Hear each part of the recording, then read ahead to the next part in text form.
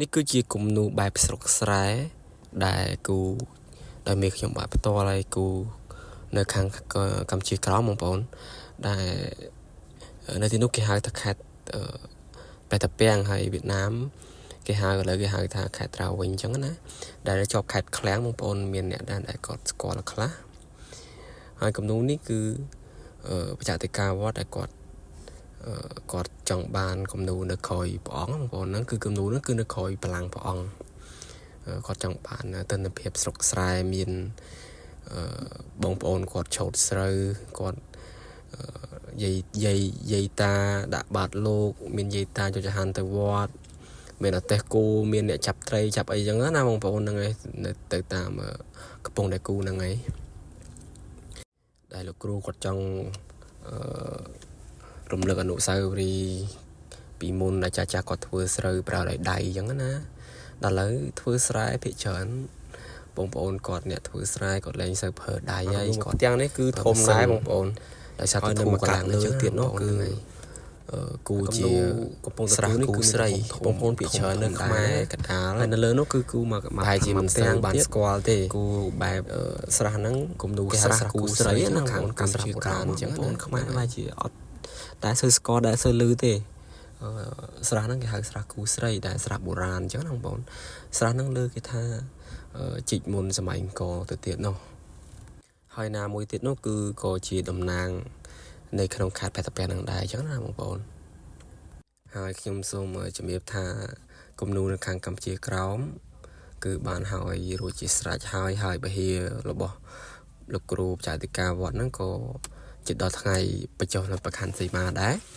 គឺធ្វើនៅមុនចូលឆ្នាំប្រហែលថ្ងៃបងប្អូននៅខែ4ខែមេសាយើងហ្នឹងក្នុងថ្ងៃទី5ទី6ទី7អាចក្នុង3ថ្ងៃហ្នឹងបងប្អូនហ្នឹងហើយរៀងផ្លេចទៅប៉ុន្តែក្នុងថ្ងៃហ្នឹងហើយបងប្អូនអាចទៅលេងអីអាចលេងទៅបានអញ្ចឹងណាបងប្អូនហ្នឹងហើយគ្រាន់តែខ្ញុំប្រាប់នៅក្នុងវីដេអូហ្នឹងបើបងប្អូននៅខាងកម្ពុជាក្រោមវិញដឹងទៅកោះកហើយគឺគ្រូបច្ចេកទេសគាត់ថាមនុស្សច្រើនខ្លាំងមែនតើនិយាយទៅគឺគ្រាន់តែ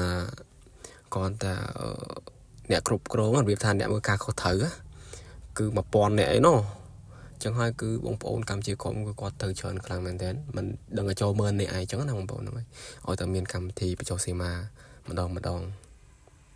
ដោយសារมันងាយទេនៅខ្មែរយើងក៏ដោយក៏มันងាយដែរ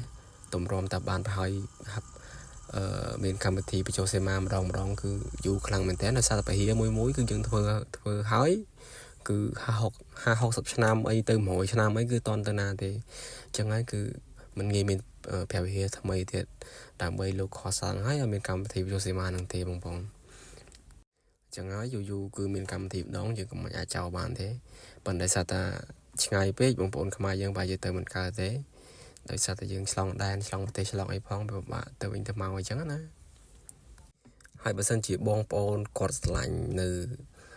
រូបគំនូរអីអញ្ចឹងគឺគូដាក់ផ្ទះគឺស្អាតខ្លាំងមែនតើបងប្អូនគូដាក់ផ្ទះគឺស្អាតនិយាយទៅគឺរូបគំនូរដែលគូដោយដៃហ្នឹងគឺយើងមានតម្លៃខ្លាំងមែនតើបើសិនជារូបយើងយកទៅ scan ហើយយកមកបិទហ្នឹងគឺ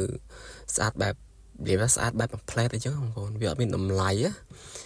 ធូរថ្លៃតែវាអត់មានតម្លៃនៅក្នុងហ្នឹងទេបើសិនជារូបយើងគូដោយដៃនេះគឺមានតម្លៃខ្លាំងមែនទែនអញ្ចឹងហើយបើសិនជាបងប្អូនចង់គូដាក់នៅគេហដ្ឋានឬគូដាក់នៅហាងនៅកន្លែងណាមួយគឺបងប្អូនអាចតាក់ទង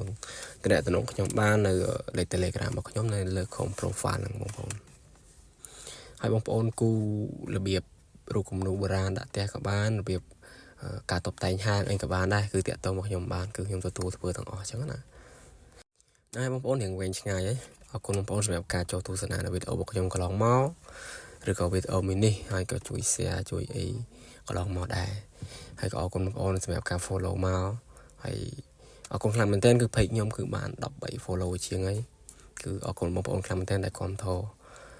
ខ្ញុំក៏មានកម្លាំងចិត្តធ្វើវីដេអូឲ្យបងប្អូនបានទស្សនាដែរអញ្ចឹងណា